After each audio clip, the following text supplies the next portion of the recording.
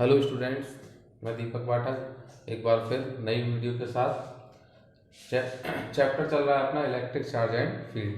कई सारे टॉपिक उसमें डिस्कस कर लिए हैं। आज की वीडियो में हम डिस्कस करेंगे सुपर पोजिशन प्रिंसिपल, है ना। अब तक हमने टर्म्स चैप्टर 1 में पढ़ी हैं, force and the electric field, ठीक है ना। दो चार्जों के बीच में Q1 Q2 के बीच में फोर्स लगता है जो कि हमने कूलम्ब्स लॉ से निकालना सीखा है। फिर किसी एक पर्टिकुलर चार्ज की वजह से किसी पर्टिकुलर पॉइंट पर इंटेंसिटी निकालनी तो वो हम निकालेंगे। अब आपको मालूम है कि फोर्स और इलेक्ट्रिक फील्ड दोनों ही क्या है, वेक्टर क्वांटिटी है, ठीक है कि नहीं। अब मैं यहाँ पर एक क्वेश्चन लूंगा, उस क्वेश्चन की हेल्प से हम सुपरपोजिशन प्रिंसिपल क्या होता है, क्या स्टेट करता है, ये सारी चीज़ों को समझने की कोशिश करेंगे, ट्राई करेंगे, ठीक है स्टूडेंट। तो एक क्वेश्चन मैंने यहाँ पर ले लिया। देखिए, एक प्रॉब्लम हम यहाँ पर लेंगे, उसको लेकर के डिस्कस करेंगे। तो देखिए यहाँ पर ये मान लीजिए एक स्क्वायर है। क्वेश्चन आपके सामने मैं ले रहा हूँ, ध्यान से देखेंगे एक चीज को। ये हमारे पास एक स्क्वायर है और ये इसके वर्टेक्सेस हो गए A, B, C एंड ये D, ठीक है। और इसकी हर एक साइड 1 मीटर की है। यहाँ पर मैं बता दूं आप लोगों को, AB is equal to BC is equal to CA is equal to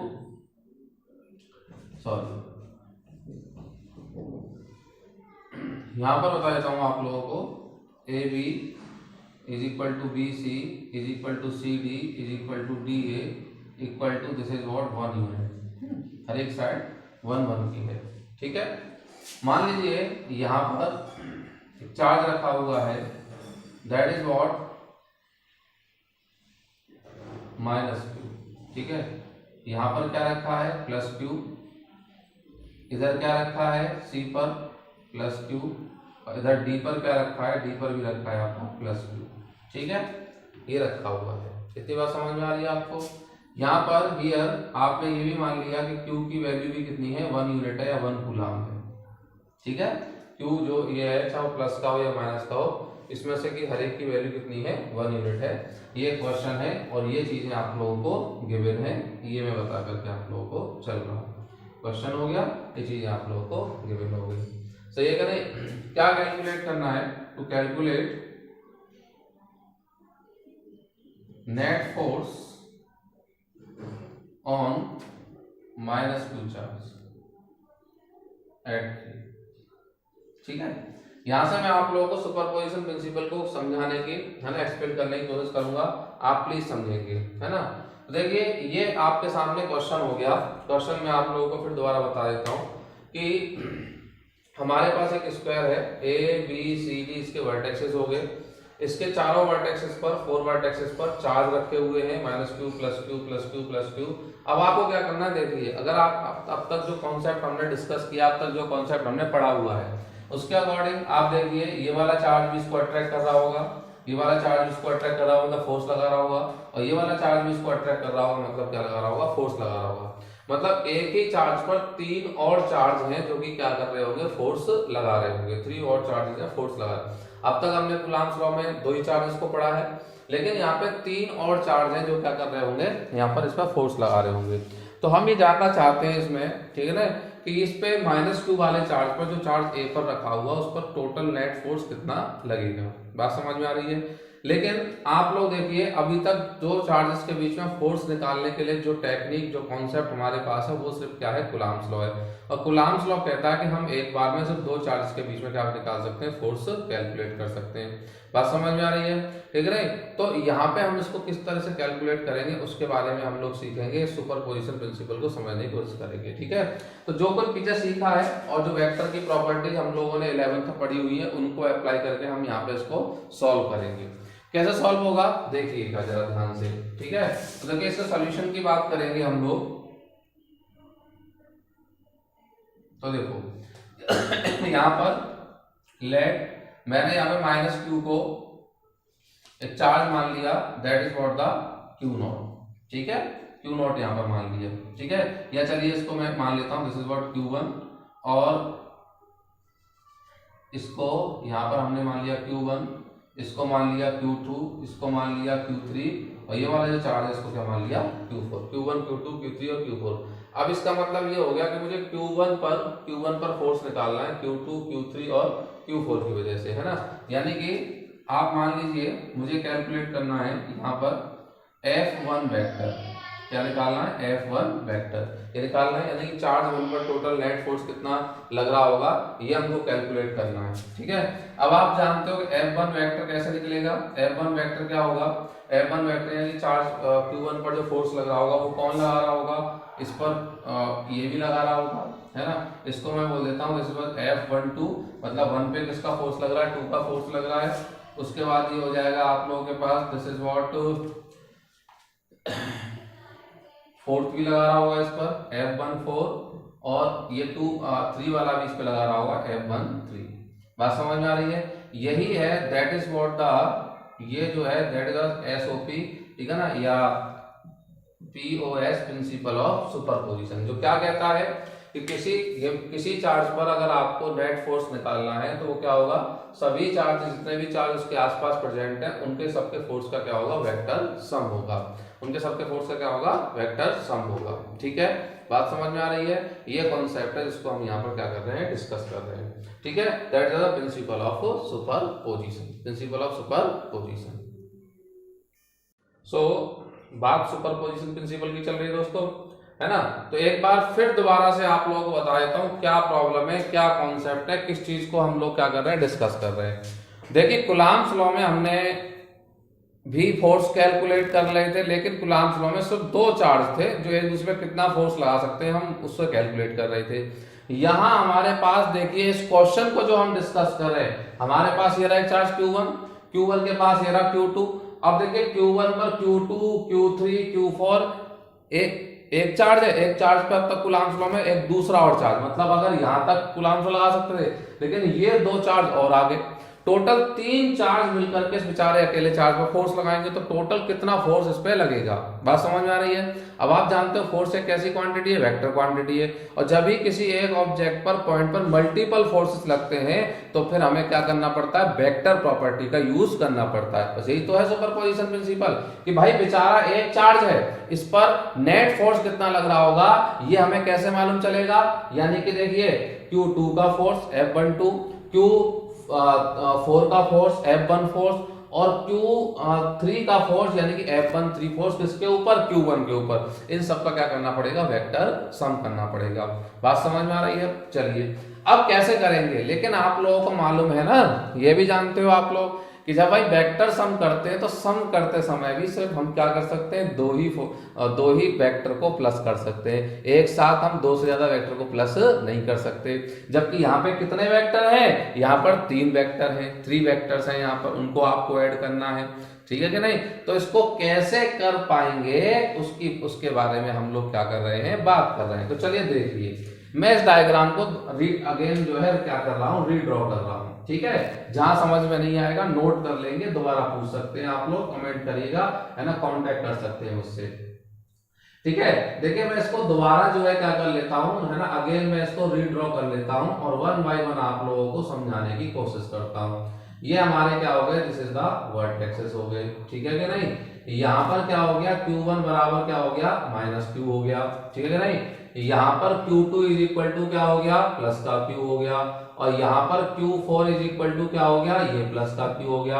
अभी मैं जो थर्ड चार्ज है उसको छोड़ देता हूँ, ठीक है ना। जो तीसरा चार्ज जो होता है यहाँ पर थर्ड Q3, उसके बारे में बात नहीं कर रहा हूँ। अब देखिए आपने जो कूलम्ब्स लॉ में सीखा हुआ है, दैट देखिए Q1 पर फोर्स लगा रहा होगा, Q2 लगा रहा होगा, कैसे लगा रहा होगा, इस तरह से लगा रहा होगा, इस फोर्स का नाम होगा F12, है ना। और Q1 पर फोर्स लगा रहा होगा, कौन लगा रहा होगा, Q4, तो इस फोर्स का ये हो गया आपके पास, that is what the F14। बात समझ में आ रही है। यानी कि इसने इस पर फोर्स लगाया, इसने फोर्स पर लगाया, हमने यहाँ पर क्या कर दिया, इसको ड्रॉ भी करके दिखा दिया।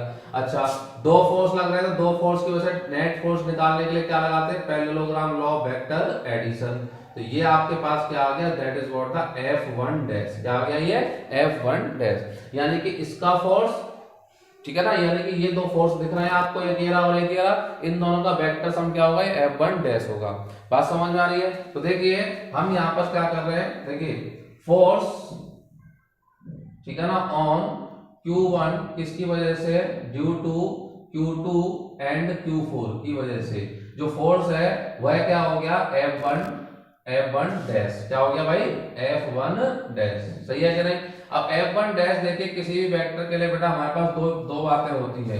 एक तो बात करते हैं हम किसकी मैग्नीट्यूड की और दूसरी किसकी बात करते हैं डायरेक्शन की। एक तो बात करते हैं किसकी मैग्नीट्यूड की और दूसरी बात किसकी करते हैं डायरेक्शन की। ये बात समझ में आ रही है आप लोगों को मैग्नीट्यूड एंड डायरेक्शन। तो मैग्नीट्यूड तो क्या होगा मैग्नीट्यूड होगा इसका that is what F1 dash root याद आ रहा होगा आप लोगों को। ये हो जाएगा हमारे पास F12 का स्क्वायर और प्लस F14 का स्क्वायर और प्लस 2F12 इंटू F14 और ध्यान से देखिए इन दोनों वेक्टर्स में कितने का एंगल बन रहा होगा F12 F14 में 90 डिग्री का। बात समझ में आ रही है। ये कौन सा फॉर्मूला लगा रहे हैं हम लोग 11th क्लास में रिजल्टेंट का फॉर्मूला पढ़ते थे ना a square plus B square plus 2ab cos theta. ये वाला फॉर्मूला हम यहाँ पर अप्लाई कर रहे हैं। अच्छा उससे पहले देखिए जरा यहाँ पर चाहो तो आप F12 निकाल लो चाहे आप F14 निकाल लो कोई सा भी फोर्स निकालो चाहे ये निकालो चाहे ये निकालो कूलम्ब्स लॉ से क्या वैल्यू आएगी K है ना। चलिए मैं आप लोगों को पहले F12 निकाल के दिखाता हूँ। F12 K है ना ये आएगा Q1 इंटू Q2 अपॉन में क्या आएगा R स्क्वायर। तो F12 K Q1 की वैल्यू 1 Q2 की वैल्यू 1 R की वैल्यू 1 तो ये क्या हो जाएगा K आ जाएगा। ठीक इसी तरीके से F14 भी निकालेंगे तो वो भी क्या आ जाएगा K आ जाएगा। दोनों के मैग्नीट्यूड मालूम चल गए दोनों फोर्सेस के।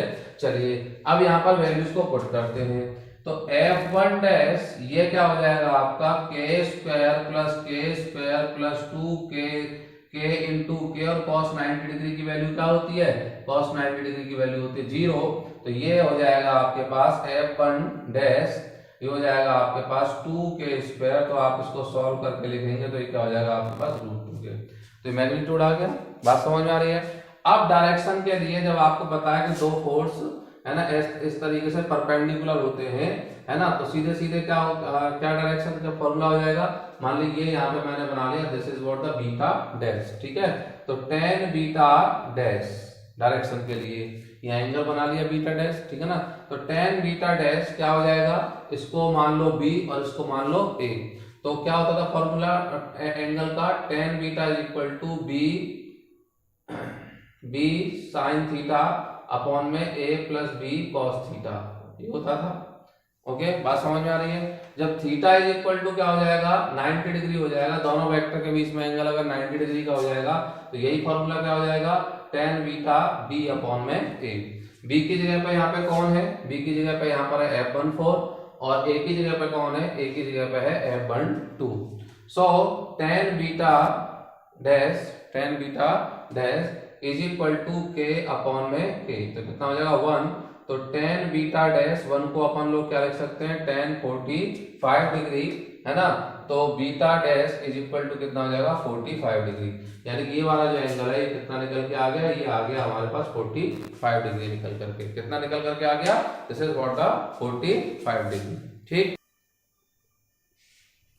तो आपने क्या किया Q1 पर Q2 और Q4 की वजह से है ना Q2 और Q4 की वजह से नेट फोर्स कैलकुलेट कर लिया। डायरेक्शन मैग्नीट्यूड भी निकाल लिया उसका और डायरेक्शन भी निकाल ली। अब हमारे पास कौन सा चार्ज रह गया Q3। ये भी इस पर Q1 पर फोर्स लगा रहा होगा तो Q3 का Q1 पर फोर्स जो होगा वो हो गया हमारा दैट इज व्हाट F13। दोनों को डायगोनल के अकॉर्डिंग होगा।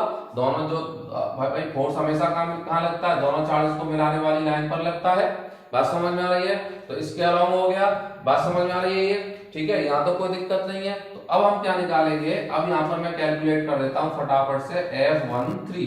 तो F13 की वैल्यू क्या है Q1 इंटू Q3 अपॉन में क्या हो जाएगा R स्क्वायर। ठीक है ना R क्या होगा ये वाला डिस्टेंस यानी कि स्क्वायर का डायगोनल। अब स्क्वायर का डायगोनल क्या होता है PTS लगाएंगे तो क्या हो जाएगा 1 का स्क्वायर प्लस 1 का स्क्वायर क्या हो जाएगा √2।